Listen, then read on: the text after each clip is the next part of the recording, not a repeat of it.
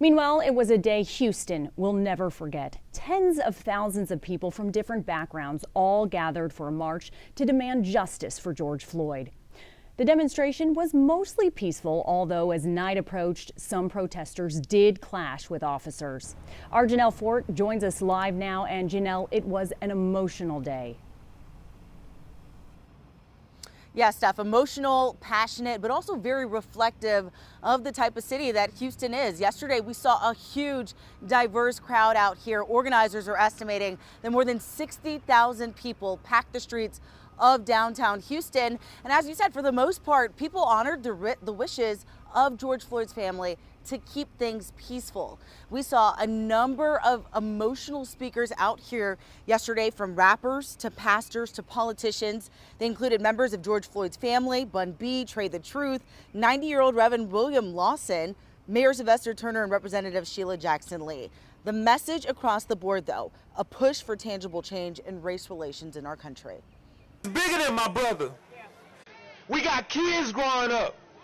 Sooner or later, they're going to be trying to figure it out, and they're going to say, man, who next? Now, for hours, there were no reports of serious problems except for the hot, humid weather that caused some people to collapse due to heat exhaustion. But then around 7 p.m., several water bottles were thrown and at least one flashbang was deployed. Police then moved in on the crowd near Avenida de las Americas and made several arrests, many for blocking roadways. Peaceful protesters were seen stepping in and calling out those folks. Right now, it is still unclear how many people were arrested. But as you can tell, downtown right now, things are quiet. City Hall behind me lit up in crimson and gold in honor of Floyd's memory. Sending it back to you in the studio.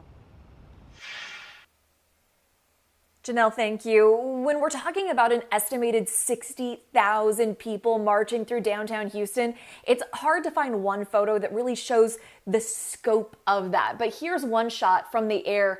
I mean, you just see nothing but people packed on the streets. This is the crowd that traveled from Discovery Green, captured by our Marcelino Benito, to City Hall. HFD Chief Sam Pena tweeted this. I mean, just people from end to end.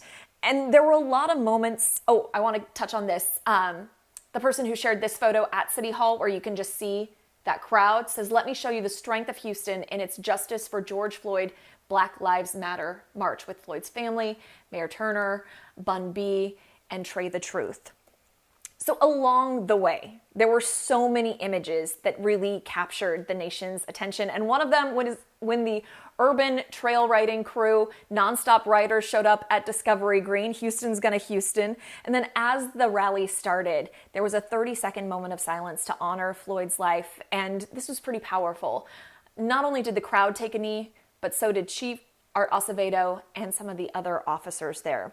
Now, after the march wrapped up, tension started to grow, as Janelle mentioned. Our Chris Costa caught this group of a few dozen protesters shouting at police. When one man stepped forward, he asked officers to touch him, to recognize him as a human being. And that actually escalated a little bit more until this moment, when they kneeled together and shook hands. Chris talked to the protester afterward, who said he told the officer there needs to be a change. The officer said in response, "There will be." The protester said, "There better be." Back to you. Brandy, thank you. Nationally, protests were not as peaceful. Demonstrators broke curfews to continue to demand justice. George Floyd! After midnight in the nation's capital, protesters outside the White House threw water bottles at police officers and set off fireworks. Peaceful protesters say the violence and looting has taken away from their message.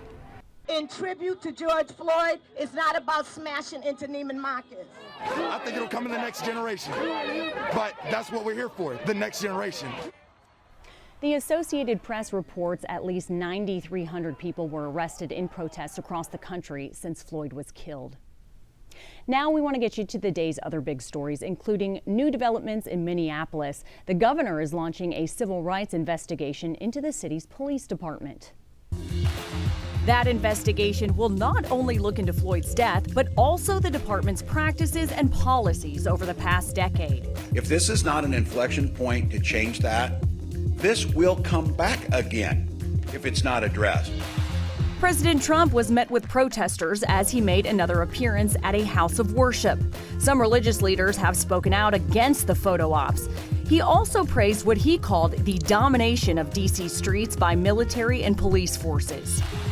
Police reform for George Floyd. Congresswoman Sheila Jackson Lee plans to introduce new legislation this week that talks about a new culture for police and policing, and the bill will be named for Floyd.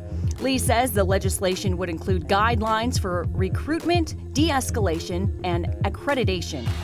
A hometown funeral for Floyd. A public viewing at the Fountain of Praise Worship Center is set for Monday. The public is invited, and a private funeral service will be held Tuesday. Memorials are also planned this week in Minneapolis and North Carolina, where Floyd was born. And those are the big stories on this Wednesday morning. Social media is playing a big role in this case and also the protests, but that also means there's a lot of misinformation out there. Lauren Tallarico connects the dots. If you've been on social media lately, you know there are a lot of posts flying around about George Floyd protests. But how can you tell what's real and what's not? Let's connect the dots. Unfortunately, in this day and age, when a polarizing issue surfaces, so do the online trolls. And there have been several instances of misinformation being spread as protests against racial violence spread across the country. Twitter has already suspended an account claiming to be Antifa in the U.S. The social media giant says it was actually run by a white nationalist group encouraging violence. So how can the average person spot misinformation? First, do your homework before hitting share. Do you know the person posting the information? Are they reliable? You should be suspicious of any account that is new and doesn't have a lot of identifying information. You can also check to see if their claim is backed up by any reputable sources. Also, don't trust all the images and video you see. They can be manipulated, edited, or used out of context to push an agenda. One of the easiest ways to check is to do a reverse Google image search. It can tell you if it's been used before in a different context. In these situations, it's often better to only share images from a verified news source. But probably the best advice is to take a pause and think before you post. Connecting the dots, I'm Lauren Tallarico for H-Town Brush. Lauren, thank you. And also coming up at 5:45, our Verify team is looking into 3 new claims popping up online. And we have much more information for you online about the George Floyd investigation, yesterday's march, and service arrangements. All you have to do is text the word Floyd to the number that just popped up on your screen at 713-526-1111, and we will send you a link.